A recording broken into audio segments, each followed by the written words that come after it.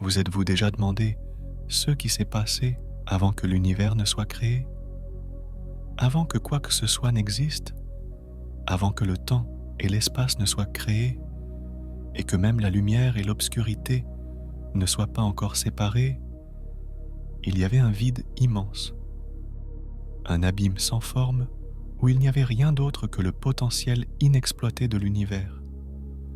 Dans ce vide insondable résidait la présence éternelle de Dieu, le Je suis, celui qui est toujours et pour toujours. Mais que signifie tout cela pour notre existence et notre cheminement spirituel? Abonnez-vous à la chaîne pour ne rien rater de ce genre de réflexion. Imaginez un univers suspendu, attendant qu'une étincelle divine insuffle la vie et transforme tout. C'est le moment précédant la création, l'instant où le plan de Dieu a commencé à prendre forme dans son esprit infini. Au commencement, Dieu créa le ciel et la terre, comme le raconte Genèse 1. Mais qu'y avait-il avant ce point de départ? Avant la création, il y avait un silence éternel, où le Père, le Fils et le Saint-Esprit coexistaient dans une parfaite harmonie et un amour parfait. Il n'y avait pas de précipitation, seulement un calme infini. Jésus, le Verbe, était avec Dieu et était Dieu, comme le raconte l'Évangile de John 1. Avant la création, l'amour éternel entre le Père et le Fils était une réalité qui transcende toute notre compréhension humaine.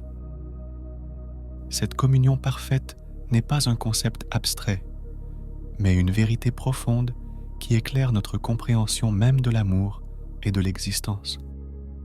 La décision de Dieu de créer l'univers n'était pas un caprice passager, mais un acte d'amour absolu. Dans Éphésiens 1, Paul révèle que Dieu nous a choisis avant la fondation du monde pour être saints et irréprochables devant lui.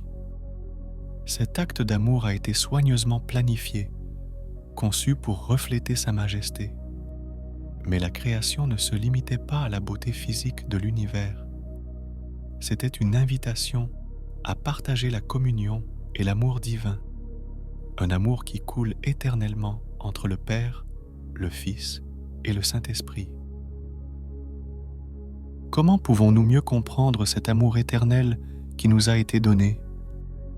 Commentez ci-dessous ce que signifie pour vous vivre en communion avec Dieu.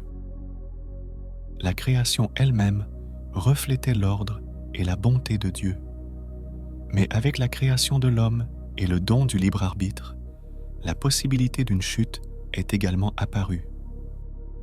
Dieu, dans son amour, a permis à Adam et Ève de choisir librement, sachant que cela pouvait les conduire soit à la gloire, soit à la chute. Mais Dieu n'a pas abandonné son projet. Dès le début, il avait déjà prémédité la rédemption. Dans Apocalypse 13:8, il est fait référence à l'agneau immolé dès la fondation du monde, ce qui montre que la rédemption n'était pas un remède improvisé, mais qu'elle faisait partie du projet divin depuis le début. Cela nous amène à réfléchir sur l'ampleur de l'amour et de la grâce de Dieu. Il savait que l'humanité pécherait et chuterait, mais il avait déjà prévu un moyen de nous ramener à lui. Cette vérité nous invite à considérer l'histoire de la création et de la rédemption comme un récit unique, dans lequel Dieu a travaillé sans relâche pour réconcilier le monde avec lui-même. La crucifixion du Christ, loin d'être une défaite tragique, a été le triomphe suprême du plan divin. Comme le dit Pierre dans Acte 2, 23, Jésus a été livré selon le dessein arrêté et selon la prescience de Dieu. Rien n'a été laissé au hasard. La croix, qui peut sembler être un instrument de mort, a en réalité été le moyen par lequel Dieu a racheté l'humanité. On ne peut pas parler de création et de rédemption sans réfléchir à l'œuvre du diable et à sa tentative de déformer le plan divin. La rébellion de Lucifer, le plus beau des anges, mu par l'orgueil et le désir d'être comme Dieu, a conduit à sa chute. Isaïe 14:12 décrit son orgueil et son expulsion ultérieure du ciel. Depuis lors, le diable n'a cessé de s'opposer à l'œuvre de Dieu, essayant d'entraîner l'humanité dans sa chute. Mais cette rébellion était aussi prévue dans le plan divin. Bien que le mal existe et soit à l'œuvre dans le monde, Dieu a toujours le contrôle et la victoire finale sur le mal est déjà garantie. Dans Colossiens 2:15, Paul nous dit que par la croix, le Christ a dépouillé les dominations et les autorités, les exposant à la honte et triomphant d'elles.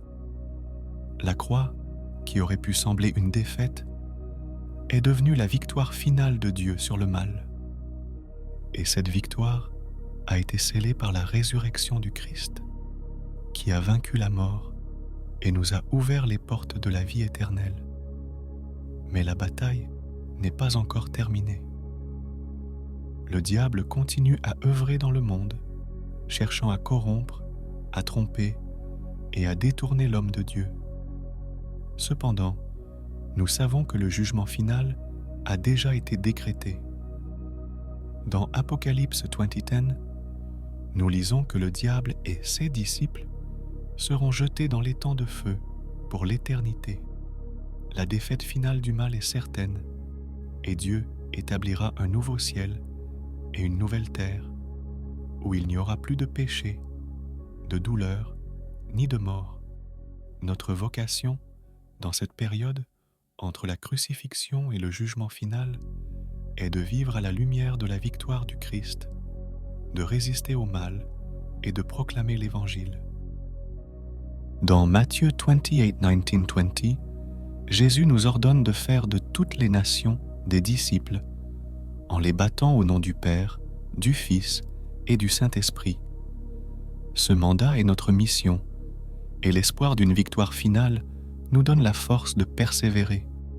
Enfin, il est important de se rappeler que notre foi ne repose pas uniquement sur des événements futurs. Même maintenant, la création elle-même proclame la gloire de Dieu. Le psaume 19 nous dit que les cieux racontent la gloire de Dieu et l'étendue manifeste l'ouvrage de ses mains.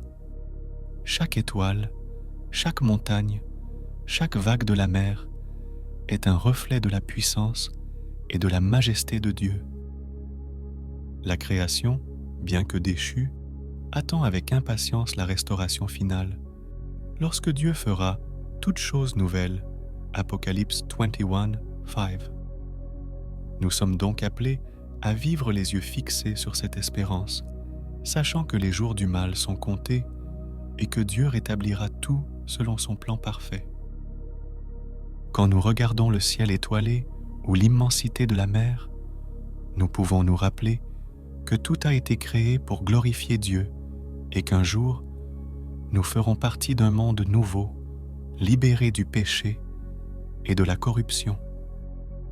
Dieu, dans son amour éternel, nous invite à participer à cette réalité glorieuse. Qu'en pensez-vous? Comment vivez-vous votre foi dans cette attente entre la victoire du Christ et l'accomplissement final?